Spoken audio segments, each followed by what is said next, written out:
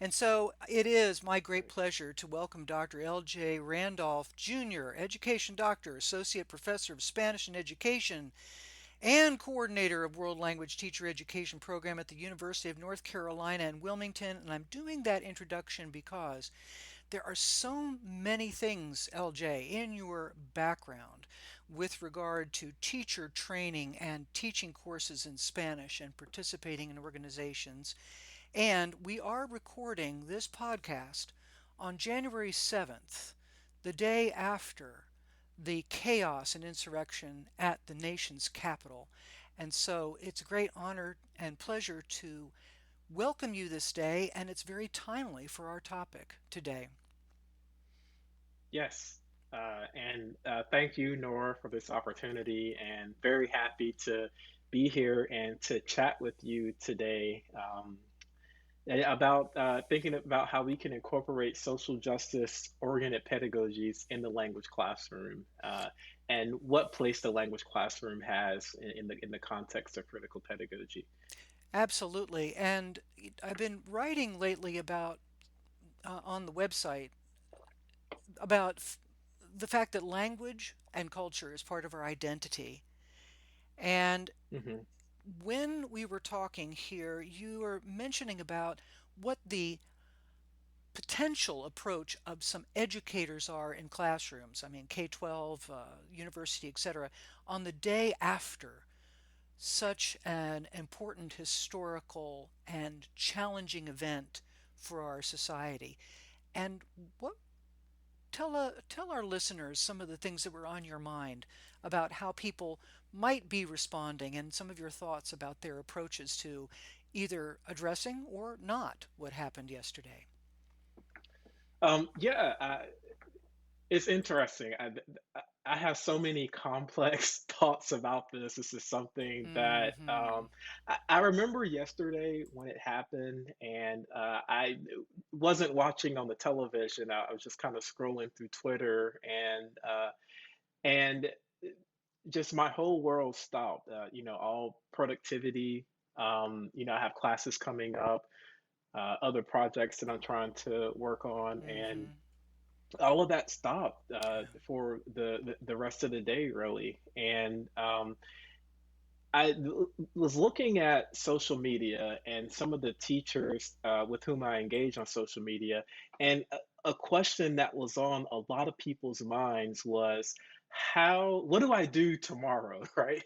Uh-huh. How do I address this in the classroom? I don't even know where to start. And we've had conversations previously, you and I, about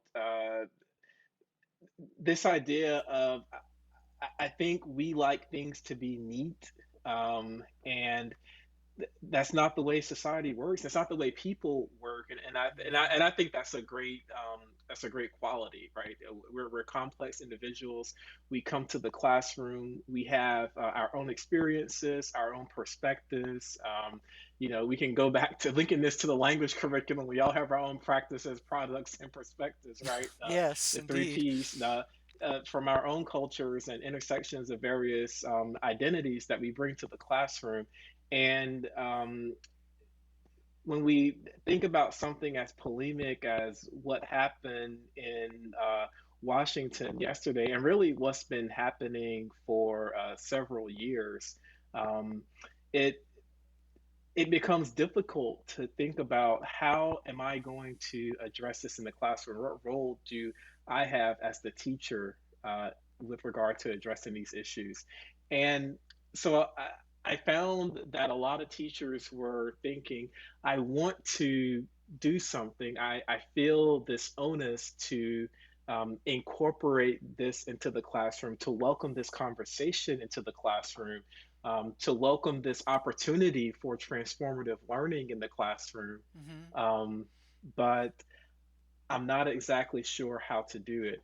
And I saw a range of responses. There were some people who were saying, well, here are some resources, and, kind of thinking out loud, here are some things that I'm thinking about doing, some essential questions that I'm thinking about asking my students in class.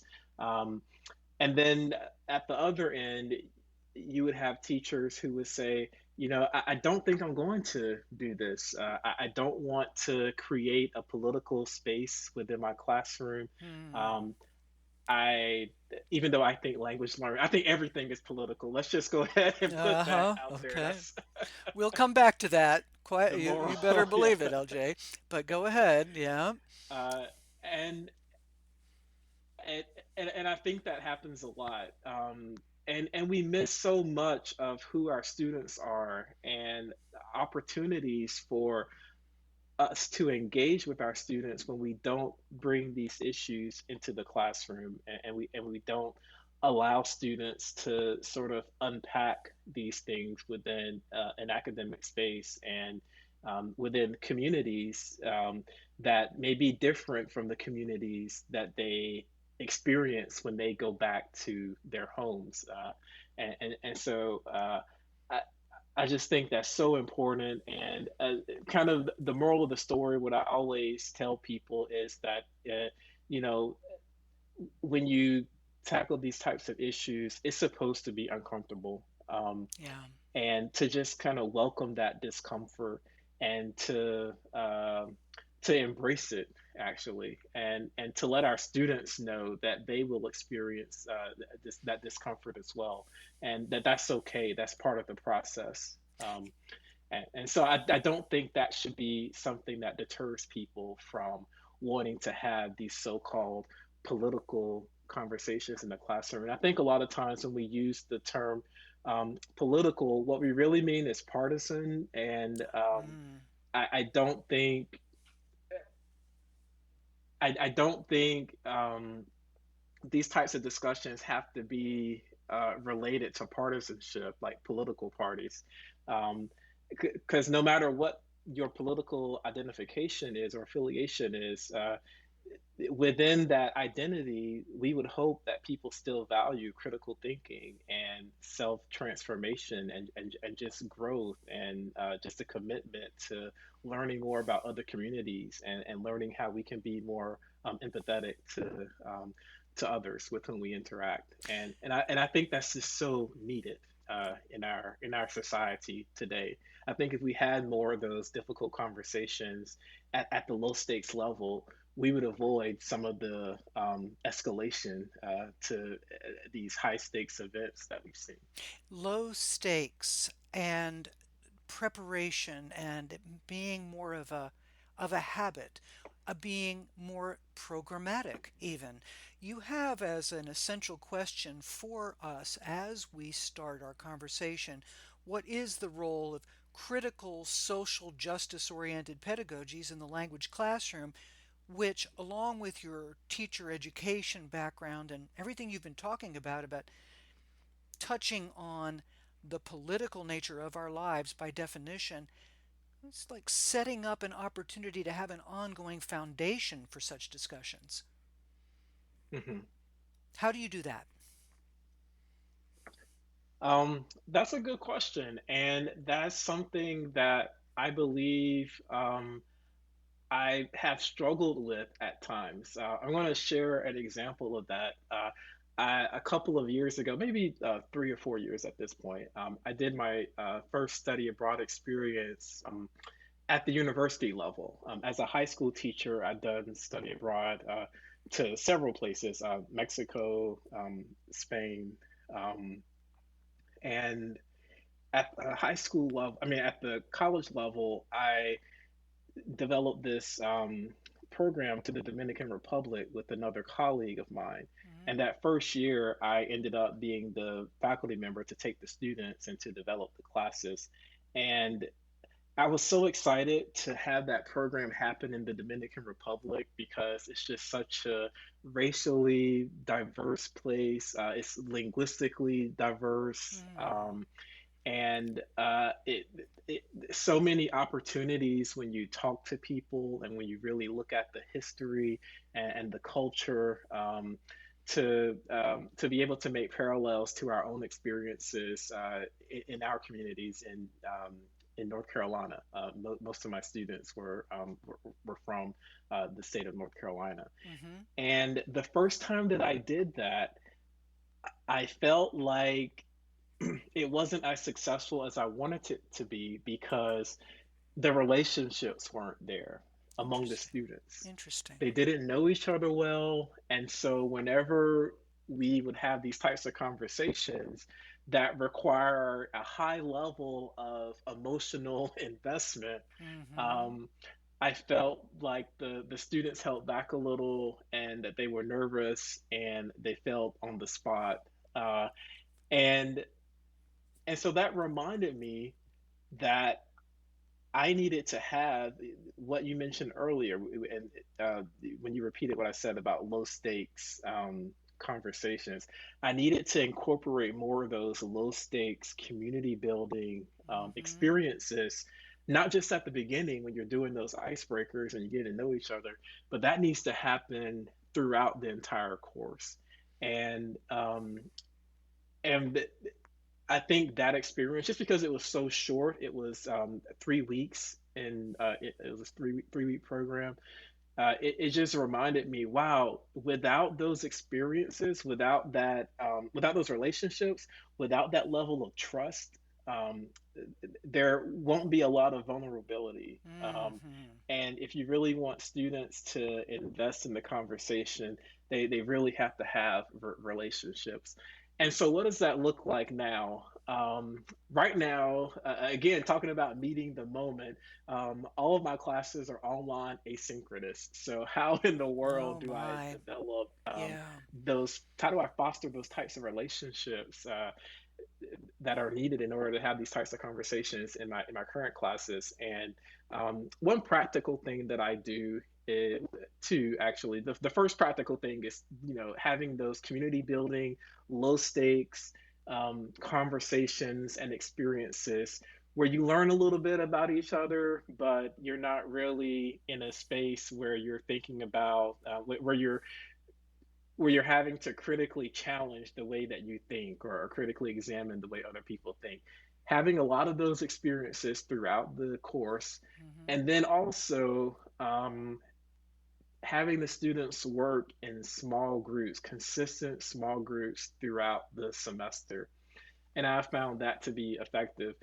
In my current class, for example, last semester I taught a third semester Spanish course.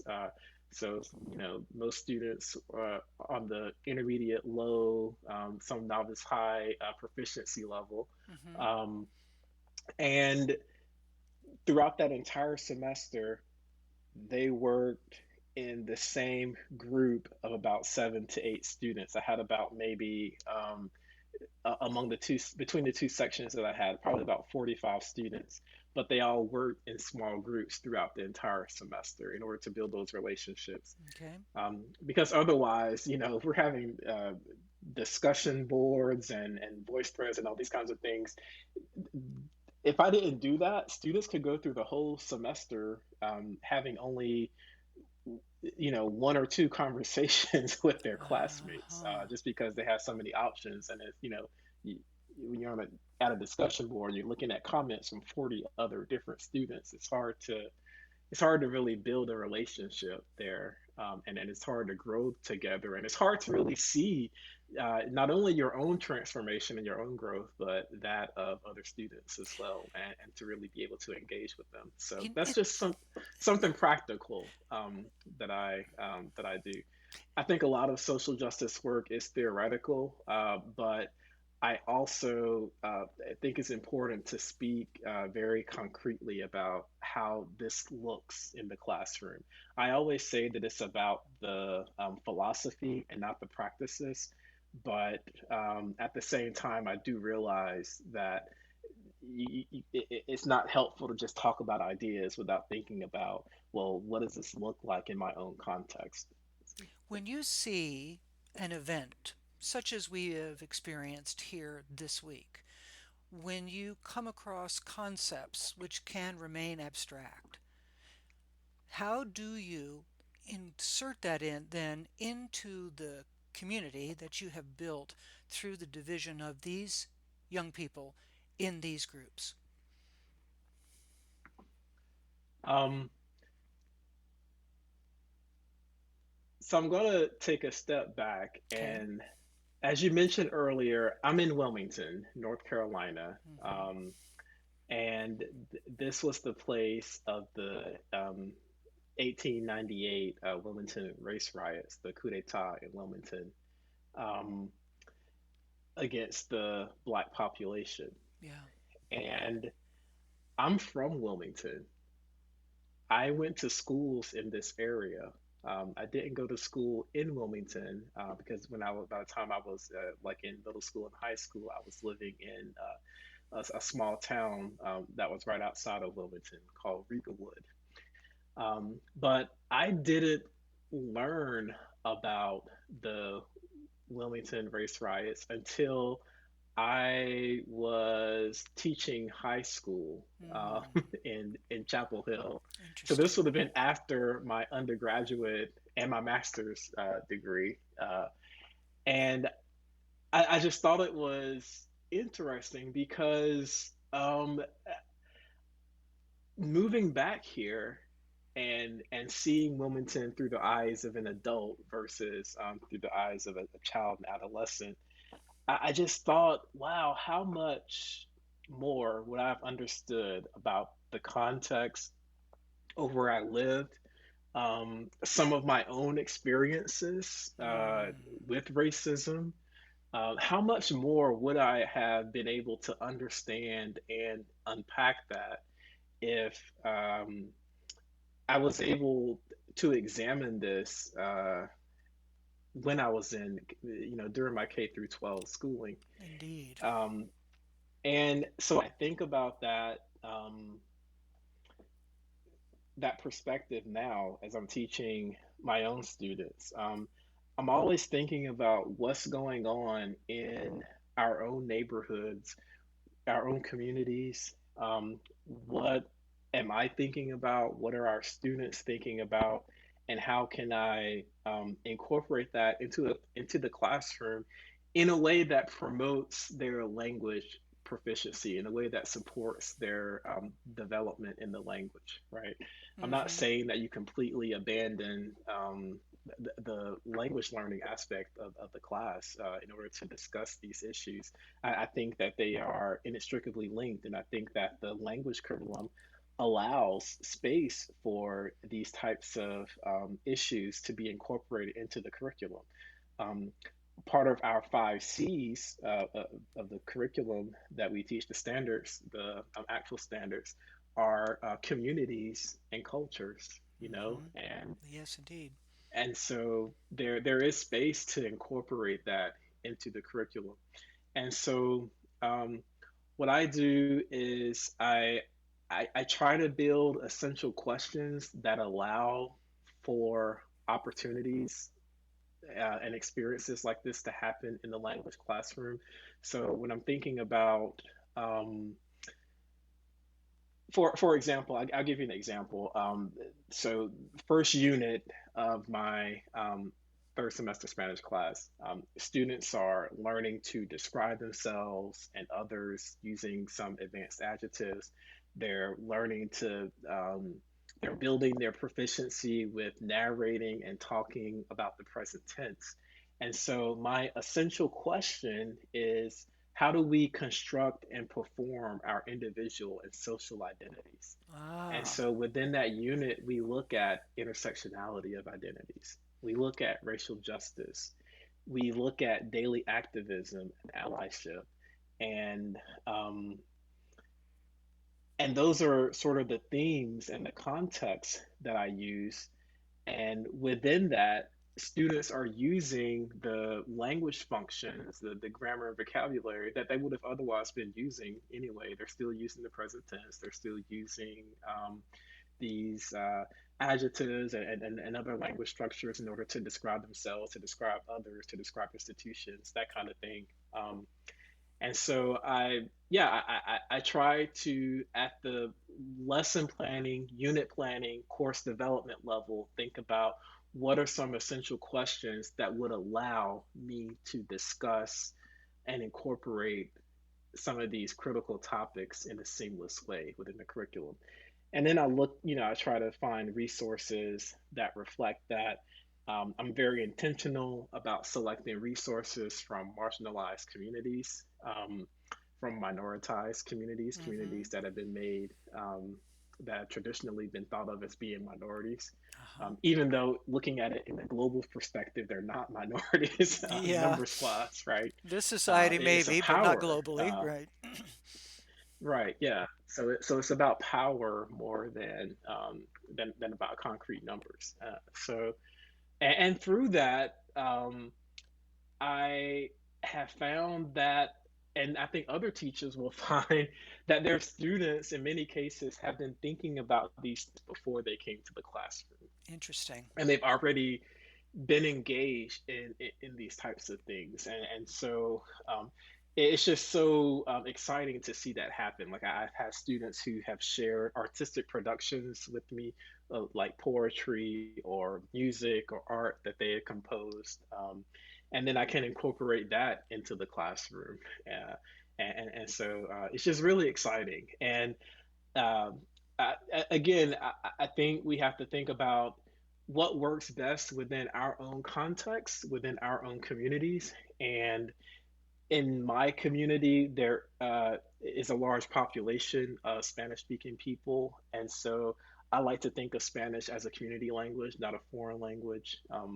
not Hmm. even a world language. It's a language that is very vibrant and visible within our own communities and within the experience of the students that are in my classroom.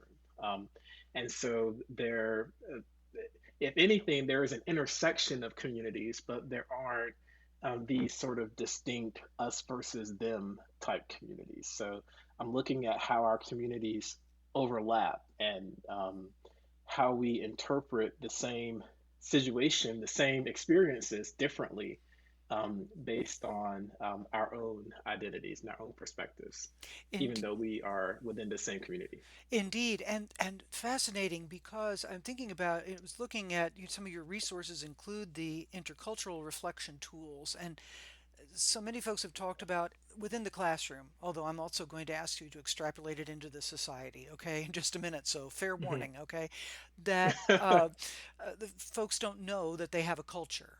They come at things from their own identity and their own experience unless they're exposed to and can be allowed to explore and understand how to explore other languages and cultures, other identities. And so when you are working with what you have in this in the classroom in this case, bringing that into being, making sure that people understand that they are coming from different perspectives, correct? Mhm. And how do you continue to help students? And again, I warned you, extrapolate into the real world too, real world, the world beyond the classroom. About how Right. would then folks that are outside think in the terms of the ways that you do inside a course? What are some of the keys to helping others to experience, learn, and grow in the way that you're helping your students to do so? So when you say others, you're talking about people who are community members who may not be students. Yes, exactly. Okay. Um, so something that you said early in that question was how a lot of students may feel like they don't have a culture when Hmm. they are in our classes. And it reminds me of a study I did. This was back when I was teaching high school. For the listeners, I taught high school as a Spanish teacher and an English to speakers of other languages teacher for about 10 years before going to the university. And in my Spanish class, I invited a scholar to come and talk about some issues that were relevant to Puerto Rican culture from his perspective. And so he came and talked about some issues that were affecting people who were Puerto Rican. And one question that we asked students was, what type, what do you think about your own culture? What does this help you realize about your own culture by looking at these experiences and talking about the experience of certain Puerto Ricans. And one thing I noticed was for a lot of my white students in particular, they were the ones saying, well, I never really thought of myself as having a culture. And I think that goes back to this normalization of whiteness that we see in our curricula and in a lot of our resources, where it's like whiteness is just presented as the norm. Mm-hmm. English speaking is sort of presented as the norm.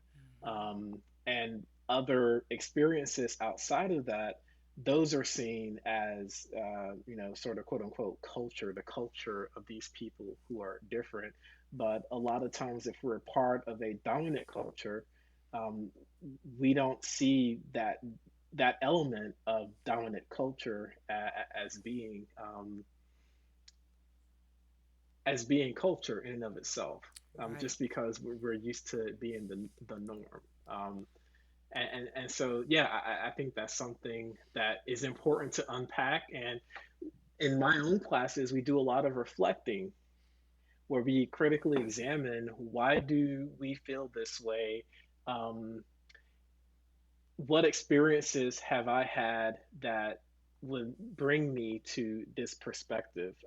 I do a lot of that in my classes. And for language teachers out there, that's a great way for students to engage with using past tense in your language. And in Spanish, you have the preterite and imperfect. Mm-hmm. And so we do a lot of reflection activities where students think about their past experiences, and not in the sense of, tell me about a party that you once had, but tell me Yeah. about an experience that you had and how that experience may affect the perspective that you bring to this particular issue. So, again, they're still using the same vocabulary, same structures that they would be if they were discussing something rather superficial. Um, and so, just creating opportunities for that to happen. And and going back to the other part of your question about how that relates to the world outside of the classroom, I think it goes back to the way that we frame questions. I read your piece that came out today about words matter, um, and it just made me think about it's so important to be direct and to be specific with the language that we're using, especially as language educators and language students. And one thing that I like to do with my students is when we look at something and we compare and we talk about different perspectives, I never put a marginalized perspective up for debate. I never say, do you agree or disagree with this person's opinion? Um, Interesting. because in a way that just puts their humanity up for debate in the classroom, and I don't want to do that. I've been in that situation where that's been done to me, Wow. and I know that for a lot of our students, they also have been in that situation, and I think that's a skill that's important for them to have. As they leave the classroom and they engage in social media or wherever with these types of conversations. So instead of, do you agree or do you disagree with this topic, we look at the perspective that the person brings and we say, okay, what experiences has this person had that led them to this perspective, right? How, Okay. how might we unpack and critically examine this perspective a little bit? Because also, I think, no offense, I've been there before, I've done it, but I think it's kind of lazy to say, do you agree? That's such a lazy Hmm. question, It right? is. It is. So, And you're right, it normalizes where they're coming from and puts the other up for judgment. That's yeah, that's truly fascinating. And that is a technique which can use the language if you're talking about growing a right. language skill, but it also Hmm. provides a brand new skill to take out there in the big wide world. Exactly. How successful is it for students? Do they you help them to perceive what it is that you are doing with that regard in that regard too, correct? Yes. Do you ever have Yeah, pushback? I try to. Oh, can you say that again? Yes, do you ever have pushback? Of course. Um, And I think I'm used to that though. Um, uh, so a little bit more about my context. I am at the University of North Carolina, Wilmington. I love working here. I love the community. Obviously, I have strong ties to this community because I'm from here. However, the abbreviation for the university is UNCW for the University of North Carolina Wilmington, but people joke and call it UNC White. They say that the W Interesting. stands for white because it's not a super diverse place, and even racially at least. And even looking at my class roster for the current semester, just looking at the faces, all of my students this current semester are either white or white passing at least. And so um, a lot of times I am the only black person in the classroom. And I have been in situations where I've gotten pushback and I've been accused of promoting a particular agenda. For a lot of students, I'll be the only black professor that they have. Um, Interesting. I had a student recently who was a senior and he was black. And at the end of the semester, he told me, I've never been in a class where I felt like my experience was just part of the class itself. Like it wasn't a special unit about black people, but it's just Ah, we were embedded and normalized throughout the course. And he said, I never had that experience before and never actually had a black professor before. And, this was a senior capstone class. He was graduating that semester. wow. And he went through his whole college experience without having a black professor. Um, and yeah, so I do get that pushback every now and then. And one thing that I've done recently that has helped with that is in my syllabus, I tell students, this language class may be a little bit different from other classes that you've had. I tell them that I try to take a social justice oriented, critical approach to the study of language. And I explain to them from my perspective what I think that means and how that might look in our classes. Um, and and then going back to what I was talking about earlier about feeling uncomfortable, um, maybe addressing topics that they're not used to addressing in the language classroom. I Mm. explain that we're going to do a little bit of that in the class and that's okay. It's to be expected. And we're all on this transformative journey together. I tell them how excited I am to be able to learn from them and to be able to grow with them. I don't, I, as Freire would say, I try to resist the banking model of education. I don't view myself as the expert who's filling students with information, but it's a dialogue, and I feel like my students and we grow together as we experience the class and as we learn from one another, and as we all share our experiences. Um, so, That's brilliant. yeah, That's brilliant. And again, being comfortable with discomfort, knowing that it's temporary on behalf of an important aim. The the amount of Oh, time can that I I add one oh other? I'm please go sorry. for it. No, no, I please. did want to mention one other thing Yes. that I think is important and that I also incorporate into my sort of beginning of the year speech or declaration is I remind students that we cannot change these social issues within my class, that we will not experience closure.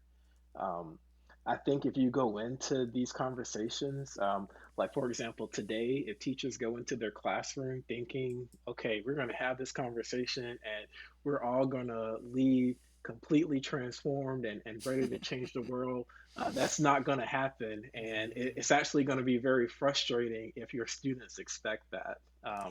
And so just make sure that we tailor our expectations to, to what's realistic. Thank you very much for adding that. And I'm sure that everyone listening will be like, thank you for that realistic sense too. LJ, I want you to do one more thing here. I always ask Sure. my podcast guests to turn emotionally, as it were, towards those that are listening, and to provide them one last, what, invitation, exhortation, warning, whatever, however you would like to interpret that. Turn to our audience and what do you want to make sure that they leave with today? Um, ultimately, that this is a starting point. When I began this conversation with you, I wasn't exactly sure where it would go. And I feel like, we've been talking for a while and we're already at the end of the conversation. And we barely even scratched the surface of what I thought this conversation might entail. And so just the fact that this is a journey, and to take small steps. Um, the idea here is social justice in language education, and I want to make sure that I define what I believe social justice is, because I think that's important. And again, I'm not an expert. I This is all very subjective, and I recognize that. So I'm not framing myself to be the expert, but it's important to understand my perspective so that you'll just know how to interpret what I'm saying. But I believe social justice is sort of the equitable distribution of benefits, tangible and intangible resources, and ultimately power in a society. And so anything in our classrooms that addresses that, um,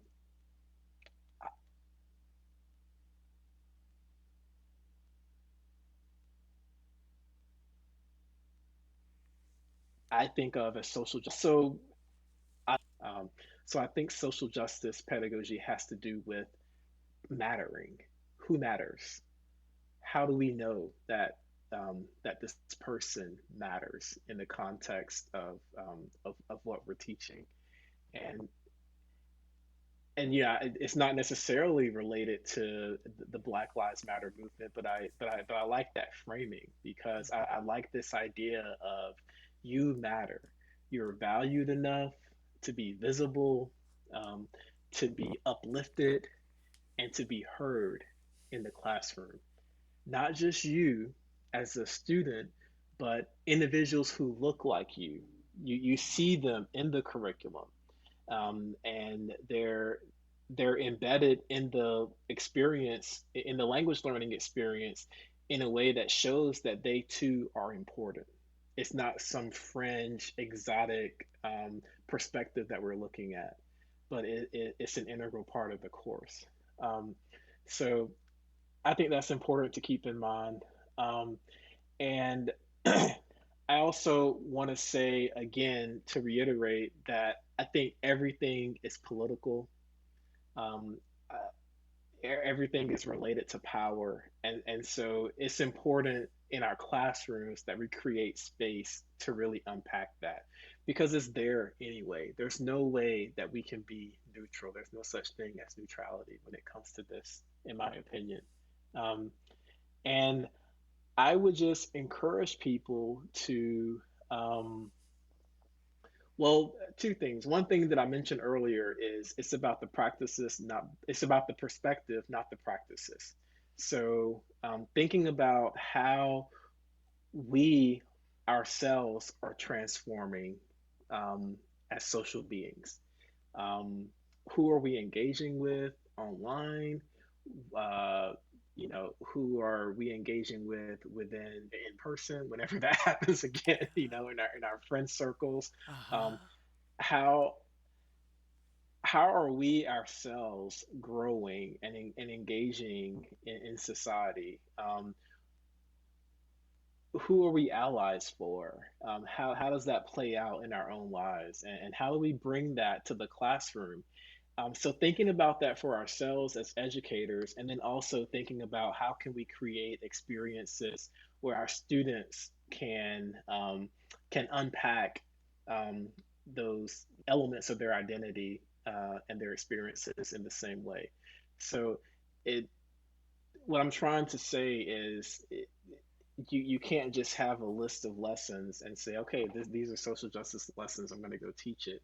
and think that you're going to be able to do so in a way that's completely neutral and completely detached from your own experience. You have to embrace the personal and subjective nature of this type of work. Um, and so that's number one. And then number two, I would just say start small. Um, if I had my way, Uh-huh. we would, you know, just scratch destroy all institutions and build them from the ground up in a way that's equitable. But I know that's not the case. And so what we have are, as a result, are a bunch of inequitable institutions. And so it's not something, as I mentioned earlier, that we can change in one discussion, in one class, one semester, 1 year. So just thinking about what is one small step that I can do in order to bring myself and my students closer toward that ultimate goal of social justice and changing the world, and realizing that it is a process, and that it takes time, and personal transformation takes time.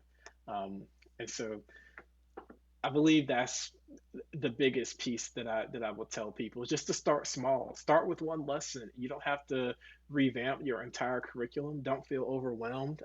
Look at some of the resources that I've shared. I'm sure that Nora, you'll post these on your website. Absolutely. But Teaching Tolerance has some great resources that can be adapted to the language classroom. Even though I hate that term tolerance, but Hmm. I love their resources. I always say no one wants to hear "I tolerate you," Yes, so exactly. that they want to hear "I appreciate you," "I celebrate you." So find that term tolerance to be problematic, but I think they have great resources there. And then also on ACTFL with the reflection, the critical reflection, intercultural reflection framework, has some great resources as well to help people link these topics to their language learning goals.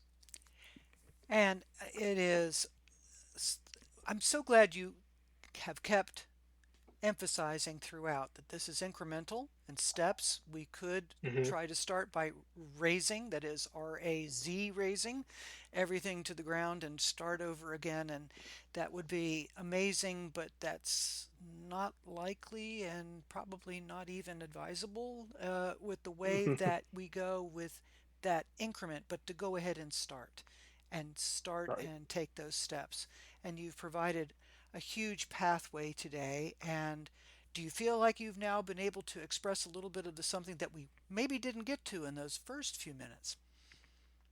Yes. Good. That's great because you have so much that, again, we could go down so many pathways.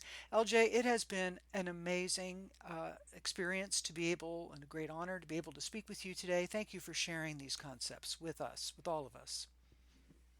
Likewise, I enjoy speaking with you as well. And whoever listens to this, they can feel free to reach out to me if they have questions. I want to continue the conversation. That's great because your resources, rich as they are, and your contact information will definitely be, or is definitely on the website. It's released at the same time as this podcast. And so thank you for that invitation, LJ. And LJ, frankly, I look forward to a time to maybe continue this conversation because there are so many aspects of it that I would love to plumb more with your permission. Great. I would love that. All right. Thank you. Well, LJ, take care. Thank you.